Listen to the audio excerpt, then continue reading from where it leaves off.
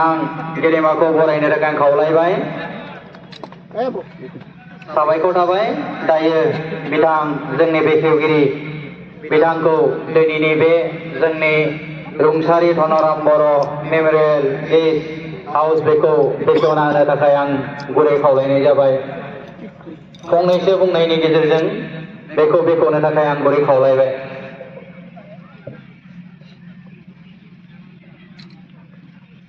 खुलुमबाय। ओं ह्रिं क्लिं फुटसे ओं ह्रिं क्लिं फुटसे ओं ह्रिं क्लिं फुटसे। खैराबारि बियाबनि बाथौ थानसालि बे दिनै 50 बोसोराव आगान होबाय।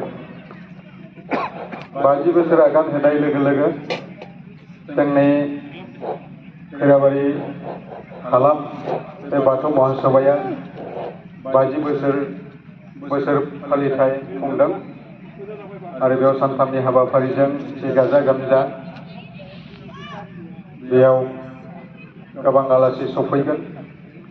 दिनै ओंखायनो बे गेस्ट हाउसखौ बेखेवनाय आलासि जिरायग्रा न'खौ बेखेवनाय बे हाबाफारि आरो बे हाबाफारियाव जोंनि बाथौ महासभानि मानगोनां आफादगिरि नेहाथारि आरो लोगोसे गथै जोंनि बाथौ दैदेनगिरि बिथांमोन समाज सिबियारि बिथांमोन आरो जोंनि सेराव नुजाथिनो हानाय दानि बय बेखेवना होनाय जामुंसालिखौ जोंनि एक्स MLA मानगोनां महेश्वर बर' बिथांजों लोगोसे जोंनि माखासे एडभाइजार दं समाज सिबियारि दं माइनाव आफादफोर दं जोंनि लाइमोनफोर दं आरो गथै बाथौ धोरोम सिबियारि सिबिनां रायजो राजा आइ आफामोन जोबोर गोजोनथाव बाथ्रा बिथांमोना गासिबो मिथिगौ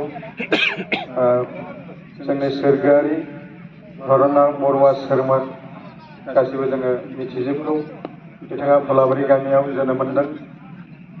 जोनोम मोननायजों लोगोसे शिक्षा लानानै बिथाङा सासे मोजां नामदांखा जोंनि फोरोंगिरि जानो हादोंमोन। सासे राफोद फोरोंगिरि हिसाबै जोंनि ओनसोलाव सिनायजायोमोन आरो सोरबानो बिथांखौ रेसपेक्ट खालामोमोन।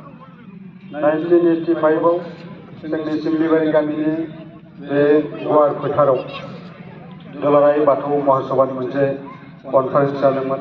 बेयाव बिथांमोना गोबां बाहागो लादों आरो जोङो गोसोखांनांगोन दिनै जोङो बाथौ सिबियारि बे बाथौ सिबियारिफोरनि थाखाय गांसेबो बै समाव लेखा मोननो थाङामोन।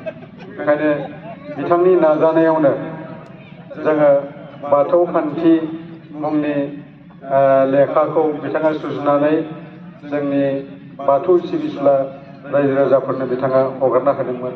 गतिके बे बाथौ खान्थिनिफ्राय जोंनि धोरोमनि सोमोन्दै आरो लोगोसे बाथौआ मा नियम निथि दं बावनायाव आर'जाव खुलुमनायाव आरो जों मोजां मानसि जानो थाखाय मा बोसोन लानांगौ बे बाथौ खान्थिनिफ्राय जों गोबां बाथ्राखौ मिथिनो हायो। ओंखायनो जोङो बिथांखौ गोसोखांनायनि थाखाय आङो खैराबारि बियाब बाथौ महासभाखौ आङो साबायखर बावदों आरो आसा खालामदों मोनसे खामानि थाबाय जोबनायाव जोंनि बे 50थि बोसोराव बे लुफुंजाबाय थानसालिया जोबोर मोजांखाय बेनि थाखाय रायजो राजाफ्रा दान होदों सरकारि भाबैबो दान होदों गोबां सुबुङा दान होदों रायजो राजाफ्रा हरदों। दा बेनि थाखाय गासै रायजो राजाफोरखौ आङो बे समाव गोसोखांनानै दिनै सोरगोआरि धनराम बर' बिथांनि मुङाव जि गेस्ट हाउस लुबाय आं बेखौ बेखेवनानै होबाय होननानै फोसावनाय जाबाय। खुलुमबाय।